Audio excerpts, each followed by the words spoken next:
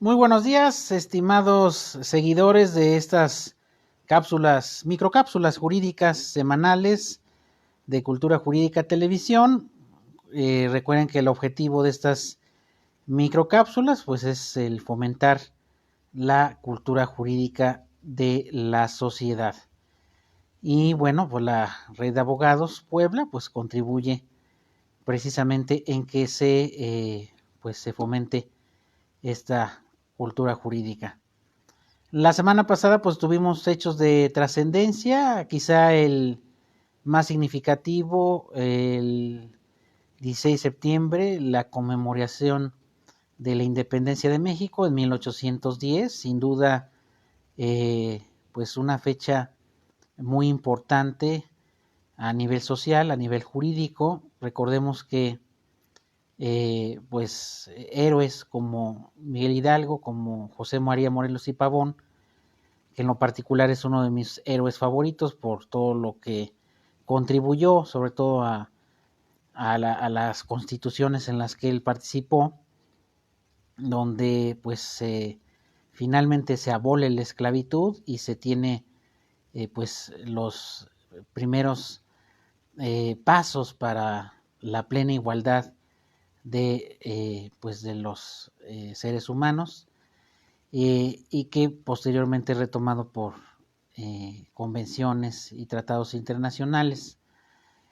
Y desde luego que nosotros sabemos que el término patria, ¿qué significa? Pues la tierra de nuestros padres.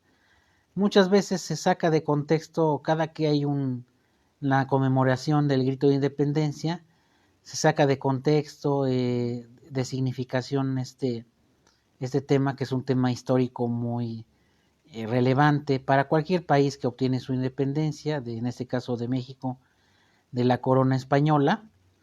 Y pues realmente lo que estamos celebrando es que esos héroes que se mencionan en los gritos, pues son los que no son lo que actualmente conocemos como México.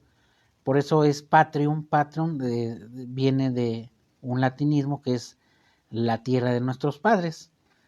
Eh, y yo creo que si festejamos en familia, ahora con las restricciones sanitarias, pues habríamos que un poco más del trasfondo histórico de esta celebración, el contexto jurídico también. Y recordemos que esto fue un proceso armado que concluyó más o menos en 1821. Esto quiere decir que fueron prácticamente, estamos hablando de 11 años en la que concluye el proceso de la independencia, ¿no? Entonces, pues es importante destacar que pues estas conmemoraciones, pues nosotros entendamos realmente el significado de las mismas, y que bueno, ahondemos un poco más en las cuestiones de carácter histórico en esta conmemoración. Y el segundo tema bueno, lo seleccioné precisamente porque se ha comentado mucho en los medios como un tema político, pero realmente no es un tema de trascendencia jurídica, que es la consulta popular. De hecho, la consulta popular es una de los tres medios de participación ciudadana directa que tenemos en México, que bueno, no hace muchos años finalmente se incorporó a la Constitución, y que son pues eh, el referéndum, el aprobar leyes por parte de los ciudadanos, que a nivel federal no ha sucedido en no ha habido ningún precedente. La consulta popular o el plebiscito, que realmente es tomar parecer a los ciudadanos sobre decisiones trascendentales. Lo puede hacer tanto el Ejecutivo Federal como los gobernadores de los estados, e inclusive a nivel municipal se podría hacer, no habría ningún problema. Igualmente a nivel federal no se ha hecho, no hemos tenido un precedente de una consulta popular. Y bueno, y también pues temas como el enjuiciamiento de expresidentes, pues pone en la mesa de discusión la consulta popular. Pero realmente, ¿qué hay jurídicamente sobre ello? Bueno, quisiera yo mencionar que esta consulta popular pues tiene su fundamento constitucional en el artículo 36, donde claramente establece que son obligaciones del ciudadano en carácter político electoral, pues votar en las elecciones, ser votado, o sea, poder ser elegido como para uno de los cargos de elección popular. Y en la fracción octava señala, perdón, en el artículo 35, la fracción octava señala que es obligación del ciudadano votar en las consultas populares. Existe una ley reglamentaria de la de este artículo, que es la Ley Federal de Consulta Popular. Desafortunadamente, muchas veces vemos los temas muy por encima o se tratan sin mayor reflexión y desconocen que existe una ley que también es de muy reciente creación, donde señala, entre otros artículos, el artículo 12, que existen tres maneras en que inicie un proceso de consulta popular. ¿Sobre qué tema? Pues sobre un tema trascendente que tenga impacto a nivel nacional y sobre todo en la ciudadanía. No especifica qué temas, eso ahorita lo vamos a comentar, pero es una facultad tanto del presidente de la República como el titular del Ejecutivo. El 33% de los miembros de los diputados o senadores de cualquiera de las dos cámaras, y el 2% de los ciudadanos, ellos también pueden hacer lo que le llaman el aviso de intención e iniciar un proceso de consulta popular. Yo he visto muchas notas en donde dicen, oigan, ¿por qué están recolectando firmas? No solamente en el caso de los expresidentes, puede ser otro tema de trascendencia. Yo me estoy refiriendo solamente a la consulta popular. Pues precisamente la Ley Federal de Consulta Popular prevé de que se puedan recabar firmas, se apruebe un formato por parte del Congreso, del Senado. Ese formato, por ejemplo, tiene que tener el tema de la consulta, la pregunta, tienen que estar foliadas, la clave del lector, la fecha de expedición del formato. Y esto se da cuando precisamente son los ciudadanos quienes quieren impulsar ese proceso de consulta popular. Entonces, eso de que se recaben firmas, pues no está fuera de lo normal, no es algo descabellado, es algo que ya existe y está precisamente en esta ley federal de consulta popular. Incluso eh, la pregunta pues puede ser sobre, pues no sé, supongamos que quisieran construir eh, pues no sé, un canal como el canal de Panamá, ¿no? Y va a impactar a nivel nacional, donde atraviesen los barcos mercantes, pues se podría hacer una consulta de este tipo, ¿no? Hay quienes dicen, la consulta de expresidentes es viable que se haga a través de una pregunta, quién sabe.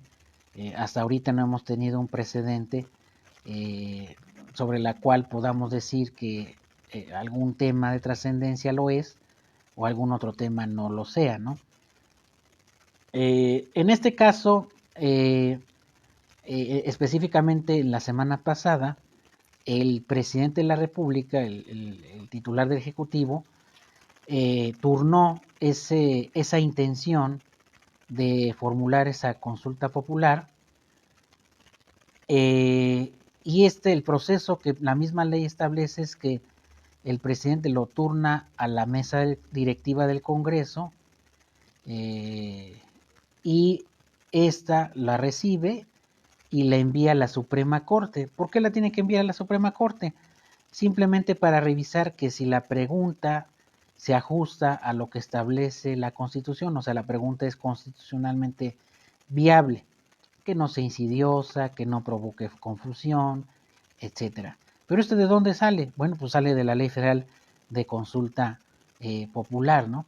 La Suprema Corte, desde que recibió esa intención de realizar la consulta, tiene 20 días para definir precisamente si los términos de la pregunta y la consulta se apegan a lo que establece la Constitución.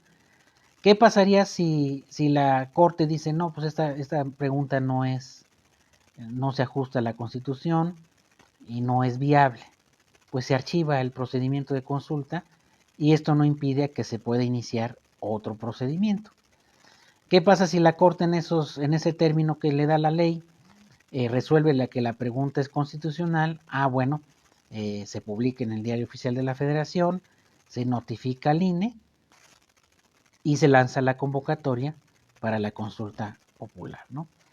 Recordemos que en términos de esta ley, el órgano encargado de realizar el proceso de consulta, que es muy similar a lo que nos enfrentamos en las elecciones locales y federales, pues es un proceso de capacitación de los funcionarios que van a recibir las boletas de esa consulta, etcétera, ¿no? Es muy similar al proceso de elección.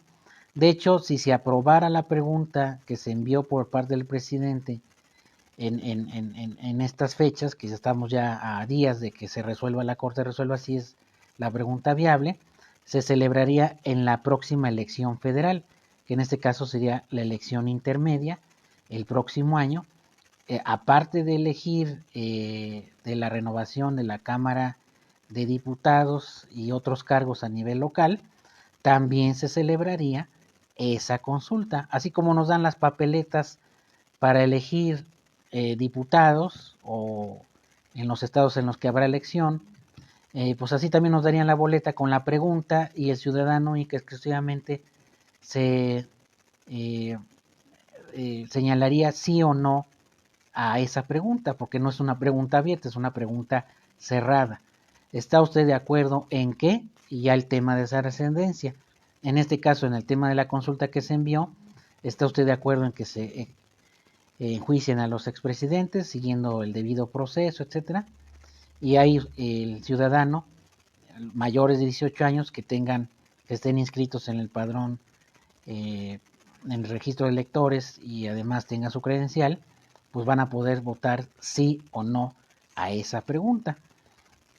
Entonces, bueno, sabemos que estamos en espera de ese resolutivo y pues finalmente, pues una vez que se aprueba y que se manda el aviso al INE, al Instituto Nacional Electoral, pues también se tiene que ver los términos de esa boleta donde participemos en la consulta y que se revise por parte del Congreso, es quien mandaría la propuesta y se haría como un proceso de elección como al que estamos acostumbrados a ir cada 3 y cada 6 años, y en este caso, como es un tema de trascendencia nacional, pues se aprovecharía la próxima elección federal para realizar esa consulta. Cabe destacar que así como la Constitución menciona que votar es un derecho y una obligación, pues participar en la consulta popular también es un derecho y una obligación, ¿no? Entonces, pues muchas veces se comentan por qué se recaban firmas, es viable o no, pues todo tiene un fundamento, un sustento jurídico. En este caso la Constitución en el artículo 35, fracción octava lo prevé, y el 36 también lo señala en la fracción tercera, que es obligación votar en las consultas populares. ¿A nivel federal hay un precedente de alguna consulta federal? No, hasta ahorita no. ¿Es un paso importante en democracia? Pues desde luego que sí, porque ¿cuántas veces las decisiones de los gobiernos municipales, estatales y federales nos toman en cuenta para una decisión que, por cierto, es vinculante? Esto quiere decir que si la ciudadanía dice que sí en la consulta, pues automáticamente se vuelve obligatoria. Entonces, pues es un tema de democracia avanzada. México adoptó esas figuras como el plebiscito, el referéndum, la consulta ciudadana, pues ya realmente de manera muy reciente, pero sin duda es un medio para darle poder directamente al ciudadano en la toma de decisiones. Y esto se puede replicar a nivel estado y a nivel municipio. No hay pues algo que lo prohíba, ¿no? Entonces, siempre fijémonos que en estos temas pues hay un trasfondo legal, existe, me parece sumamente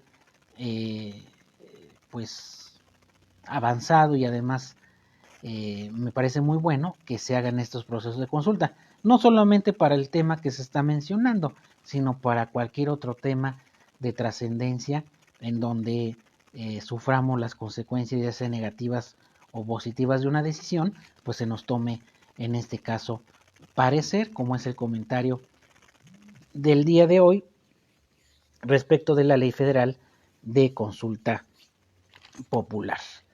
Pues bien, esto es nuestra microcápsula del día de hoy. Recuerden que ya no las tenemos en sábados porque tenemos compromisos académicos. Lo vamos a pasar para los domingos hasta por lo menos en las próximas 2 semanas. Y bueno, les invito a seguirme en nuestro canal en Facebook, que es Cultura Jurídica Televisión, grupo en Facebook, y en YouTube también como Cultura Jurídica Televisión. Y recuerden, Red de Abogados Puebla, Red de Abogados Democráticos @gmail.com, Red de Abogados Puerto Morelos @gmail.com, asesoría preventiva y correctiva integral. Y nuestro conmutador directo, el 222-961-0763 para agendar su cita para consultas respecto de cualquier tema de índole jurídico. Que estén muy bien, que tengan un excelente domingo, disfrútenlo y pues que tengan una excelente semana que está por iniciar. Muchas gracias.